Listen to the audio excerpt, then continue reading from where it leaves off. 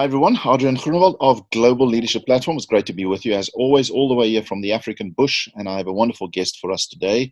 This is, of course, the hash 2020 DAL vision that we're following and pursuing. 2020 decade of authentic leadership is what we're trying to do. We're trying to turn around the tide of weak, toxic, and incompetent leadership, and we've got to do something different.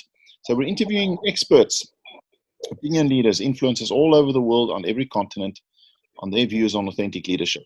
And it's really exciting for me to meet all these wonderful individuals who are passionate about leadership, passionate about the future of our continent and everything else and more. Last year we had our hash Global Leadership Conversation 1 series. Now it's the series number 2, and that's what I'm doing today. With me I have Juanita Vorster, international business speaker and the next CEO expert. She works with Roger Harris,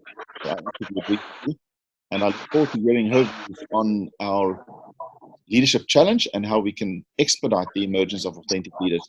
Juanita, welcome. Thank you very much for having me, Adrian. It's great to have you all the way from Centurion in Pretoria. Centurion, where it's nice and wet and rainy today. Yeah, wonderful. We also have some cloud here in the bush. Okay, Juanita, let's make sure we're all on the same page. So my first question is for you to explain how you view an authentic leader or authentic leadership. What is it to you? And is that the kind of leader we need in order to deal with this global leadership gap and crisis? For me, an authentic leader is someone who does what they can with what they have, and not just to the benefit of themselves, but to the benefit of others and the greater society and the greater good. And I do think authenticity is one of the things the world needs desperately in several spheres at the moment. But in authentic leadership, if we have more people that can stand up where they are without being appointed, without being elected, without waiting until they deem themselves fit as a leader, then we get into the area of self-leadership, and where people start leading themselves, leading situations, leading communities, leading smaller groups. There might not be as much fame and fortune there, but that's where the change will be made. So I do think authentic leadership, if you see it as self-leadership or similar to self-leadership, is one of the great things we do need in this day and age. Okay, self-leadership certainly, and extending yourself beyond just yourself, but to your broader community and caring for that in the bigger picture. What is the gap between what you just said, the kind of leaders that we need in our world, and what is actually out there in reality? Collectively speaking, of course, we know that there are exceptions always, but collectively speaking, what is the gap? How big is that gap? I won't know how big that gap is worldwide, but I can relate to my own experience where leadership development and the formalized conversation we have about leadership only starts in the workplace when you enter management level. So you're not taught about leadership when you're at school. You're not taught about being a good leader by your friends, by your family, by your community. You might be told you're bossy and to stop being bossy, but that is about the amount of leadership training you get in a non-formalized environment. Then when you get into a workplace, you just work until you suddenly become appointed in management, and at this stage, appointed then as a leader as well. And the problem I have with that is great managers aren't always great leaders, and great leaders don't always make great managers. So for us to keep this leadership conversation within the formalized context of management and the formalized context of you can only be a leader if you are successful, if you have proven something and you are successful and have external success in the eyes of the world, that for me creates and continues the gap.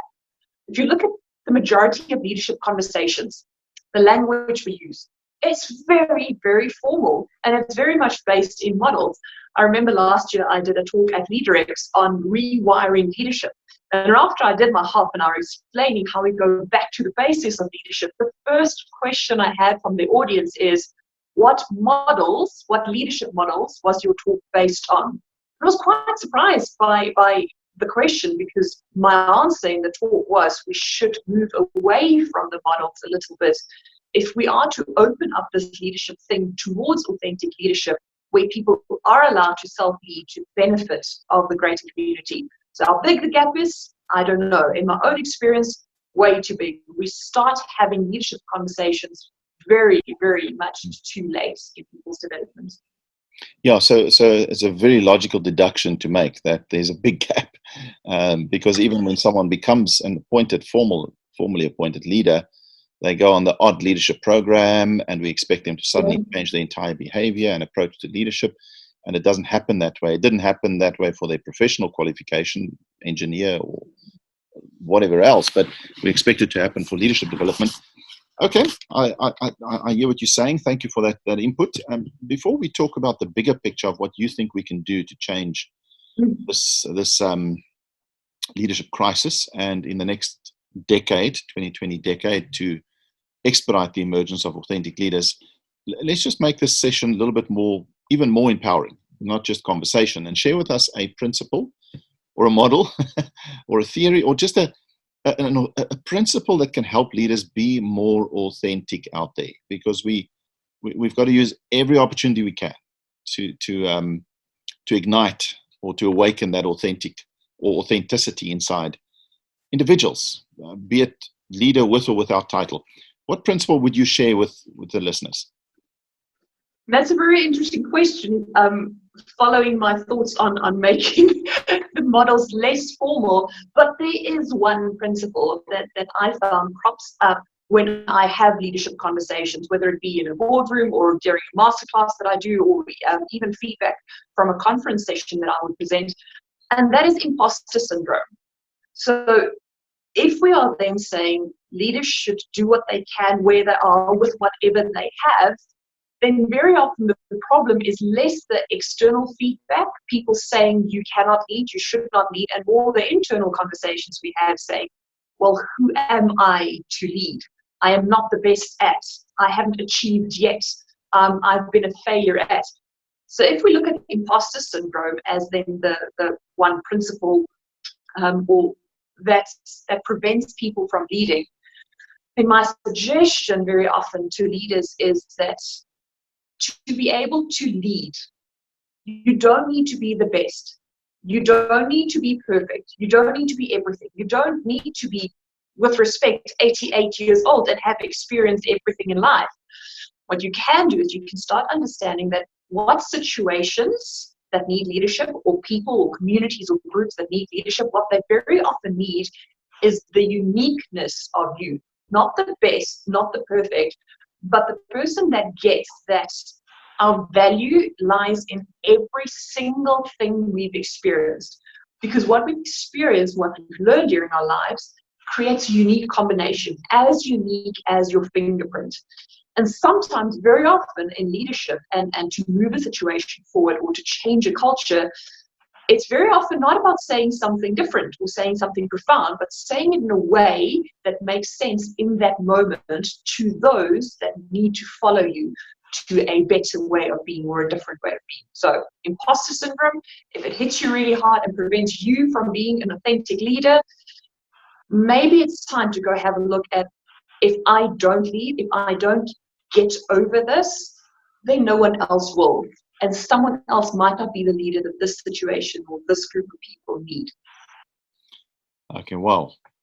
So are you saying, leaders, please fight that imposter syndrome? And is the imposter syndrome that little voice telling you, it could be people around you, it could be your own insecurities, that you can't do it, that you're not meant to be the one? You know, often we come across situations and we think, someone should do something about this, or someone should, that's someone, and then you've got to click somewhere, that someone is me. That's what I hear you say as well. Yes. Have the confidence that you've been prepared in great detail to lead the situation if you've got the thought that someone must do something.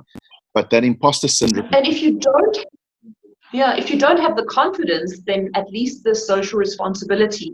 Where we are now, it's not necessarily the best thing to wait until you have the confidence or until you've developed that confidence, but having a thought and a responsibility towards the greater good and saying, even if I don't feel the confidence, I get mentally that I need to make this change, even though I don't feel like I'm necessary. And trust that you will learn, as you've learned through your entire life of managing one foot in front of the other, one day among the next, one situation after the other, that in these positions that you find themselves in, these situations where you then sign up and say, I am leading, follow me, then you will learn and you will have what you need to make the difference that is needed. Powerful advice, Juanita. Thank you so much. So my fourth question is on a broader scale in our society. What else can or should we do to expedite the emergence of authentic leadership, to close this gap that we find ourselves in at the moment? And we see the challenges all over the world, from climate to economic to political to viruses to whatever you want to call it. This lack of authentic leadership is biting us hard. What more should we do as a society? Do you think just leadership conversations at a younger age, or what would be your advice?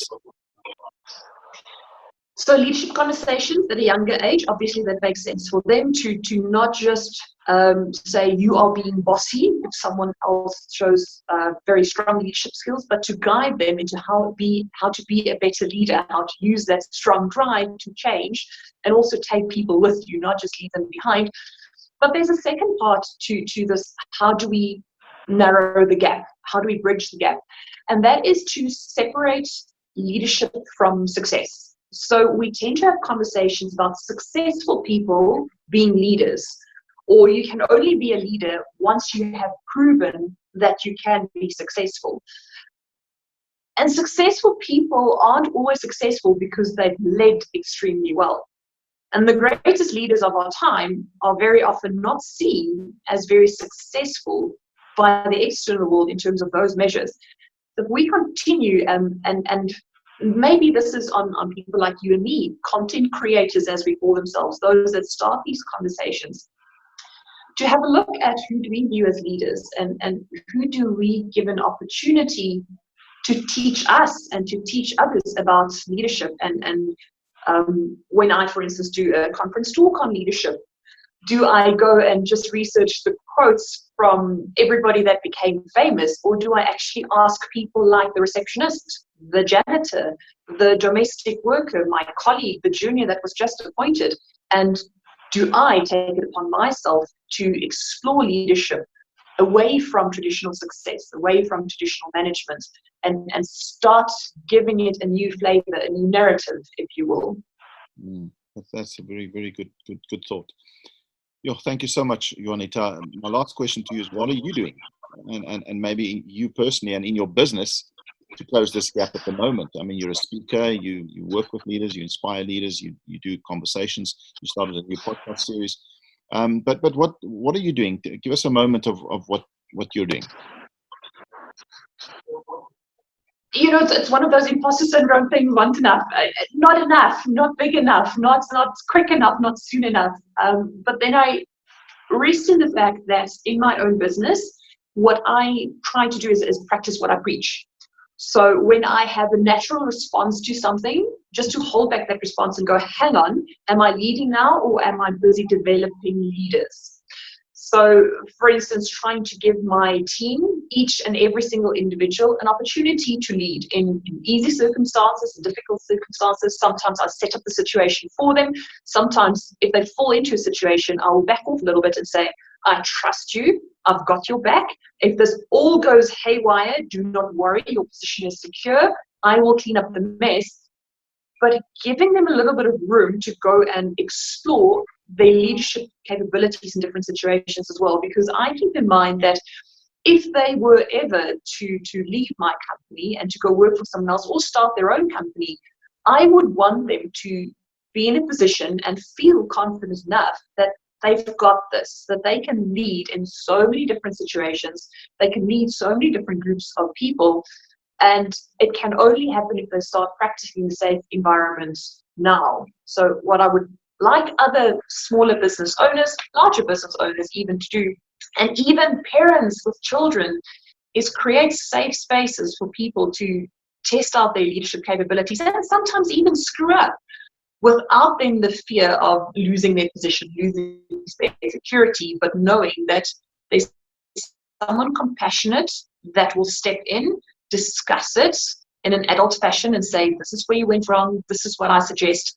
and then moving right along so that everybody can grow together.